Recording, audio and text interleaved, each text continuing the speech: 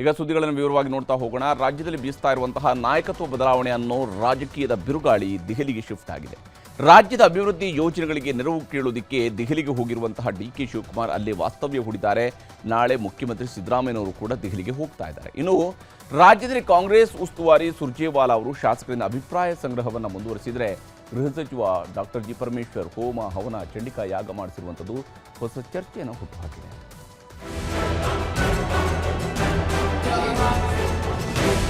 Whatever we had to say on that issue, we have already spoken. Shivakumar ಅವರು ಮುಖ್ಯಮಂತ್ರಿ ಆಗೋದಕ್ಕೆ ನಾನು ಬೆಂಬಲ ಇದೆ. ಅದೆಲ್ಲ ಆಮೇಲೆ ಮಾತಾಡೋಣ. ಈಗ ಸದ್ಯಕ್ಕೆ ರಾಜ್ಯದ ನನಗೆ ಯಾರು ಶತ್ರುಗಳಿಲ್ಲ. ಮಠಾಧೀಶರು ಎಲ್ಲರೂ ಕೂಡ ಇದನ್ನೊಂದು ಅಭಿಲಾಷೆಯನ್ನ ಪಡ್ತಾ ಇದ್ದಾರೆ. ಒಳ್ಳೇದಾಗ್ತದೆ ಅಂತ ಅನ್ಕೊಂಡಿದ್ದೀನಿ, ನಂಬಿಕೆ ಇಟ್ಕೊಂಡಿದ್ದೀನಿ.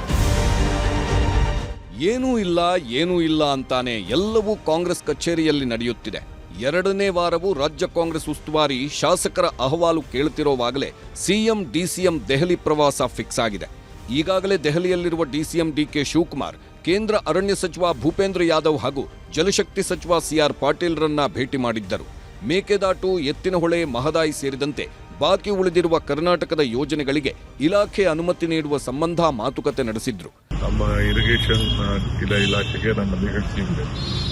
ಎಲ್ಲ ಪಾರ್ಲಿಮೆಂಟ್ ಮೆಂಬರ್ಸ್ಗೆ ಮೇಕೆದಾಟು ವಿಚಾರ ಇರ್ಬೋದು, ಕೃಷ್ಣ ಮತ್ತು ಮಹದಾಯಿ ವಿಚಾರ, ಇವೆಲ್ಲ ಕೂಡ ಅಪ್ರೈಸ್ ಮಾಡಲಿಕ್ಕೆ ಅವರು ನಮಗೆ ಸಹಕಾರ ಕೊಡಬೇಕು. ಡಿಕೆಶಿ ಮುಖ್ಯಮಂತ್ರಿ ಆಗಲೇಬೇಕು. ಡಿಕೆ ದೆಹಲಿಯಲ್ಲಿರುವಾಗಲೇ ಆಪ್ತರ ಬ್ಯಾಟಿಂಗ್. ಅತ್ತ ಕಡೆ ದೆಹಲಿಯಲ್ಲಿ ಡಿಕೆ ಇಲಾಖೆಗಳ ಕೆಲಸ ಮಾಡುತ್ತಿದ್ದಾರೆ. ಹೈಕಮಾಂಡ್ ನಾಯಕರನ್ನು ಭೇಟಿ ಮಾಡುವ ತಯಾರಿಯಲ್ಲಿದ್ದಾರೆ. ಹೀಗಿರುವಾಗಲೇ ಡಿಕೆಶಿ ಜಿಲ್ಲೆಯ ಇಬ್ಬರು ಶಾಸಕರು ಡಿಕೆ ಪರ ಬ್ಯಾಟ್ ಮಾಡುತ್ತಿದ್ದಾರೆ. ಡಿಕೆ ಶಿವಕುಮಾರ್ ಸಿಎಂ ಆಗಲೇಬೇಕೆಂಬ ಆಗ್ರಹವನ್ನ ಮಗದೊಮ್ಮೆ ಮಂಡಿಸಿದ್ದಾರೆ. ನಾವೆಲ್ಲರೂ ಅವ್ರ ಜೊತೆಲಿದ್ದೀವಿ, ನಾನೊಬ್ಬನೇ ಅಲ್ಲ, ಸಾಕಷ್ಟು ಜನ ಶಾಸಕರು ಮುಂದಿನ ಬಹಳ ದೂರದ ಆಲೋಚನೆ ಮಾಡಿ ದೂರದೃಷ್ಟಿ ಇಟ್ಟು ಮಾತಾಡ್ತಾ ಇದ್ದಾರೆ. ಸೊ ಇವತ್ತು ಮಠಾಧೀಶರು, ಶಿವಶರಣರು ಎಲ್ಲರೂ ಕೂಡ ಇದನ್ನೊಂದು ಅಪೇಕ್ಷೆ ಪಡ್ತಾ ಇರೋ ಅಭಿಲಾಷೆಯನ್ನು ಪಡ್ತಾ ಇದ್ದಾರೆ. ಒಳ್ಳೇದಾಗ್ತದೆ ಅಂತ ಅಂದ್ಕೊಂಡಿದ್ದೀನಿ, ನಂಬಿಕೆ ಇಟ್ಕೊಂಡಿದ್ದೀನಿ. ಹೌದ್ರಿ, ನಾವು ಅದನ್ನೇ ಹೇಳ್ತಾ ಇದ್ದೀವಲ್ಲ, ನಾವು ಎಲ್ಲ ಜಿಲ್ಲೆಯ ಶಾಸಕರು ಒಗ್ಗಟ್ಟಿನಿಂದ ಅವರು ಮುಖ್ಯಮಂತ್ರಿ ಆಗಬೇಕು ಡಿ.ಕೆ. ಶಿವಕುಮಾರ್ ಅಂತ ಹೇಳ್ತಾ ಇದ್ದೀವಿ. ನಮಗೇನು ಅದರ ಮೇಲೆ ಭಿನ್ನವಾದಂಥ ಅಭಿಪ್ರಾಯ ಇಲ್ಲ. ಜಿಲ್ಲೆಯ ಜನಾಭಿಪ್ರಾಯನೂ ಹಾಗೆ ಇದೆ. ನಾವು ಶಾಸಕರೆಲ್ಲ ಹೇಳ್ತಾ ಇದ್ದೀವಿ. ಅದೆಲ್ಲ ಈಗ ಹೈಕಮಾಂಡ್ ತೀರ್ಮಾನ ಮಾಡಬೇಕು. ಸಚಿವ ಸ್ಥಾನ ಕೊಟ್ಟರೆ ಬೇಡ ಅಂತಾರೆ ಸರ್. ನನಗೇನು ಬೇಡ ಅಣ್ಣ, ಮೊದಲು ಶಿವಕುಮಾರ್ ಆಗಲಿ, ನಡೀಲಿ, ಸಪೋರ್ಟ್ ಮಾಡಿ.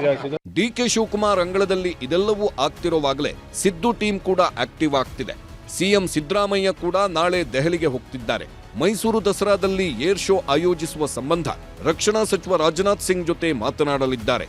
ರಾಹುಲ್ ಗಾಂಧಿ ಭೇಟಿಗೂ ಟೈಮ್ ಕೇಳಿದ್ದು ಪ್ರಸಕ್ತ ರಾಜ್ಯ ರಾಜಕಾರಣದ ಸಮಗ್ರ ಚರ್ಚೆ ಮಾಡಲಿದ್ದಾರೆ. ವಿಧಾನ ಪರಿಷತ್ನ 4 ನಾಮನಿರ್ದೇಶಿತ ಸ್ಥಾನಗಳ ಅಭ್ಯರ್ಥಿಗಳ ಬಗ್ಗೆ ಚರ್ಚೆ ಆಗಲಿದೆ. ಎಐಸಿಸಿ ಒಬಿಸಿ ಘಟಕಕ್ಕೆ ನೇಮಕವಾಗಿರುವ ಕಾರಣಕ್ಕೆ ಬೆಂಗಳೂರಿನ ಒಬಿಸಿ ಸಭೆಯ ರೂಪುರೇಷೆಗಳು ಅಂತಿಮಗೊಳ್ಳಲಿವೆ. ಸರ್ಕಾರದಲ್ಲಿ ಇತ್ತೀಚೆಗೆ ಎದ್ದಿರುವ ಕುರ್ಚಿ ಕಿತ್ತಾಟ, ನಾಯಕರ ನಡೆ, ಬೆಳವಣಿಗೆಗಳ ಬಗ್ಗೆಯೂ ಚರ್ಚೆ ಆಗಲಿದೆ. ಅದರೊಟ್ಟಿಗೆ ಸರ್ಕಾರದ ಬಗ್ಗೆ ಶಾಸಕರು, ಸಚಿವರು ದಿನಕ್ಕೊಂದು ಹೇಳಿಕೆಗಳನ್ನು ನೀಡುತ್ತಿದ್ದು ಅದರಿಂದ ಆಗುತ್ತಿರುವ ಗೊಂದಲಗಳಿಗೂ ಪರಿಹಾರ ಕಂಡುಕೊಳ್ಳುವ ಪ್ರಯತ್ನ ಮಾಡಲಿದ್ದಾರೆ ಸಿಎಂ. ನಾನು ಅದನ್ನು ಒಪ್ಪೋದಿಲ್ಲ. ರಂಭಾಪುರಿ ಸ್ವಾಮಿಗಳು ನಮ್ಮವರು, ಆದರೆ ನಾನು ಒಪ್ಪೋದಿಲ್ಲ ಅದನ್ನು. ಮುಖ್ಯಮಂತ್ರಿಗಳ ಕುರ್ಚಿ ಖಾಲಿ ಇಲ್ಲ, ಸಿದ್ದರಾಮಯ್ಯ ಅವರು ಮುಖ್ಯಮಂತ್ರಿ ಇದ್ದಾರೆ, ಯಾಕೆ ಸುಮ್ಮನೆ ನಮ್ಮನ್ನೆಲ್ಲ ತಿಳಿಸ್ಬಿಡ್ತೀರಾ ನೀವು? ರಾಜ್ಯ ಸರ್ಕಾರದ್ದು, ಕೇಂದ್ರ ಸರ್ಕಾರದಲ್ಲಿ ಬಹಳಷ್ಟು ಕೆಲಸಗಳಿರ್ತವೆ. ಸೊ ಭಾಳಷ್ಟು ಮಂತ್ರಿಗಳಿಗೆ ಭೇಟಿಯಾಗೋದಿತ್ತು. ಸೊ ಸುಮಾರು ಕೆಲಸಗಳಿರ್ತವೆ. ವಿಶೇಷತೆ ಅಥವಾ ವಿಶೇಷ ಬಣ್ಣ ಏನೂ ಬೇಡ, ಕೆಲಸದ ನಿಮಿತ್ತ. ಕಾಂಗ್ರೆಸ್ನಲ್ಲಿ ಸೆಪ್ಟೆಂಬರ್ ಕ್ರಾಂತಿ ಸಂಚಲನ. ದುರ್ಗಾ ಪರಮೇಶ್ವರಿ ದೇವರ ಮೊರೆ ಹೋದ ಪರಮೇಶ್ವರ್. ಒಂದು ಕಡೆ ಸಿಎಂ ಡಿಸಿಎಂ ದೆಹಲಿ ಪ್ರವಾಸ, ಇನ್ನೊಂದು ಕಡೆ ಸುರ್ಜೇವಾಲಾ ಮೀಟಿಂಗ್. ಆ ಹೊತ್ತಲ್ಲೇ ರಾಜಣ್ಣ ಅವರ ಸೆಪ್ಟೆಂಬರ್ ಕ್ರಾಂತಿ ಕಹಳೆ. ಇದೆಲ್ಲವೂ ಗೃಹ ಸಚಿವ ಡಾಕ್ಟರ್ ಜಿ. ಪರಮೇಶ್ವರ್ ನಿದ್ದೆಗೆಡಿಸಿದೆ. ಹೀಗಾಗಿ ಉಡುಪಿ ಜಿಲ್ಲೆ ಕಾರ್ಕಳ ತಾಲೂಕಿನ ಬೆಳ್ಮಣ್ಣು ದುರ್ಗಾ ಪರಮೇಶ್ವರಿ ದೇಗುಲದಲ್ಲಿ ಚಂಡಿಕಾ ಯಾಗ ಮಾಡಿದ್ರು. ಪತ್ನಿ ಪರಮೇಶ್ವರಿ ಜೊತೆ ದಿನವಿಡೀ ಯಾಗದಲ್ಲಿ ಪಾಲ್ಗೊಂಡು ಆಶೀರ್ವಾದ ಪ್ರಸಾದ ಪಡೆದ್ರು. ಮನಃಶಾಂತಿ, ಕಂಟಕ ನಿವಾರಣೆ, ದೀರ್ಘಾಯುಷ್ಯಕ್ಕಾಗಿ ಪ್ರಾರ್ಥನೆ ಮಾಡಿದ್ರು. ನನಗೆ ಯಾಕೆ ಬೇಸರ? ನನಗೆ ಯಾವುದೂ ಬೇಸರ ಇಲ್ಲ. ಆ ಜವಾಬ್ದಾರಿಯಿಂದ ಕೆಲಸ ಮಾಡ್ತಾ ಇದ್ದೇನೆ. ನನಗೆ ಬೇಸರ ಆಗುವಂಥ ಪ್ರಶ್ನೆ ಯಾವುದೂ ಇಲ್ಲ. ಈಗಾಗಲೇ ಮಾನ್ಯ ಮುಖ್ಯಮಂತ್ರಿಗಳು ಮೊನ್ನೆ ಅವ್ರಿಗೆ ಹೇಳಿದರು, 5 ವರ್ಷ ನಾನೇ ಮುಖ್ಯಮಂತ್ರಿಯಾಗಿ ರಾಜ್ಯದಲ್ಲಿ ಇರ್ತೇನೆ ಅನ್ನುವಂಥ ಮಾತನ್ನು ಹೇಳಿದ್ದಾರೆ. ಇಲ್ಲ, ನನಗ್ಯಾರು ಶತ್ರುಗಳಿಲ್ಲ. ಯಾರಾದ್ರೂ ಇದ್ರೆ ಹುಡುಕೊಡಿ. ನನಗ್ಯಾರು ಶತ್ರುಗಳಿಲ್ಲ. ಯಾರಾದ್ರೂ ಇದ್ರೆ ಹುಡುಕೊಡಿ. ಈ ಎಲ್ಲದರ ಮಧ್ಯೆಯೇ ಶಾಸಕರ ಅಹವಾಲು ಸ್ವೀಕರಿಸುತ್ತಿರುವ ರಾಜ್ಯ ಕಾಂಗ್ರೆಸ್ ಉಸ್ತುವಾರಿ ರಣದೀಪ್ ಸುರ್ಜೇವಾಲಾ ಉತ್ತರ ಕರ್ನಾಟಕ ಭಾಗದ ಶಾಸಕರೊಂದಿಗೆ ಮಾತನಾಡಿದ್ರು. ಅನುದಾನ, ಕ್ಷೇತ್ರದ ಸಮಸ್ಯೆಗಳ ಬಗ್ಗೆ ಚರ್ಚಿಸಿದ್ರು. ನಿನ್ನೆ ಬೀದರ್ ರಾಜಕಾರಣದ ಜಂಜಾಟದ ಮಧ್ಯೆಯೇ ಬಳ್ಳಾರಿ ರಾಜಕಾರಣದ್ದು ಬಿಸಿ ಬಿಸಿ ಚರ್ಚೆ ಆಯಿತು. ಸರ್ಕಾರದ ಗ್ಯಾರಂಟಿಗಳ ಬಗ್ಗೆ ಮಾತನಾಡಿದ್ದ ವಿಜಯನಗರ ಶಾಸಕ ಗವಿಯಪ್ಪ ಜೊತೆ ಮೂರು ಬಾರಿ ಸಭೆ ಮಾಡಿದ್ರು. ಅನುದಾನ ಇಲ್ಲ ಎಂಬ ಆರೋಪಗಳಿಗೆ ಪೂರಕವಾದ ದಾಖಲೆಗಳನ್ನು ಪಡೆದರು. ಗವಿಯಪ್ಪ ಬಂದು ಹೋದ ಮೇಲೆ ಮಾಜಿ ಸಚಿವ ಬಿ ನಾಗೇಂದ್ರ ಕರೆದು ಮಾಹಿತಿ ಪಡೆದರು ಸುರ್ಜೇವಾಲಾ. ಇಂದು ಭೇಟಿಯಾದ ಬಹುತೇಕ ಶಾಸಕರು ಸಚಿವರ ಕಾರ್ಯವೈಖರಿ ಬಗ್ಗೆ ಆಕ್ಷೇಪ ಎತ್ತಿದ್ರು. ಆ ಶಾಸಕರಿಗೆ ಲಿಖಿತ ರೂಪದಲ್ಲಿ ದೂರು ನೀಡುವಂತೆ Surjewala ಸೂಚಿಸಿದ್ರು. As far as our MLAs are concerned, many MLAs can have issues and problems. I've told them to give me in writing. We are settling them one by one.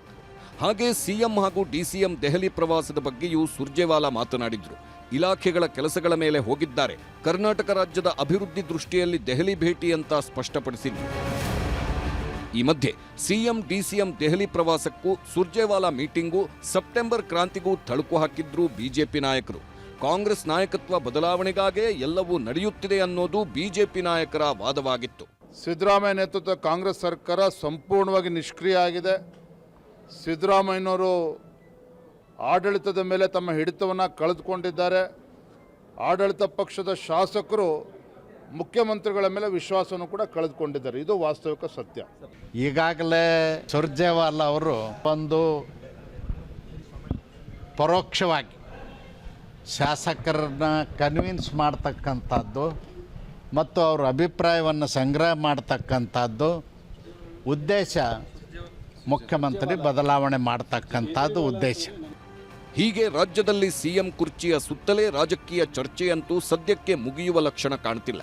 ಇದಕ್ಕೆಲ್ಲ ಫುಲ್ ಸ್ಟಾಪ್ ಹಾಕಬೇಕಿದ್ದ ಕಾಂಗ್ರೆಸ್ ಹೈಕಮಾಂಡ್ ಕೂಡ ಮಾತಾಡೋರೆಲ್ಲ ಮಾತಾಡ್ತಾ ಇರಲಿ ಎಂಬಂತೆ ಸುಮ್ಮನೆ ಕುಳಿತಿದೆ.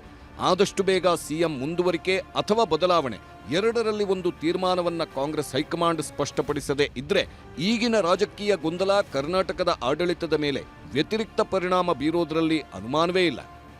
Bureau report, news 18.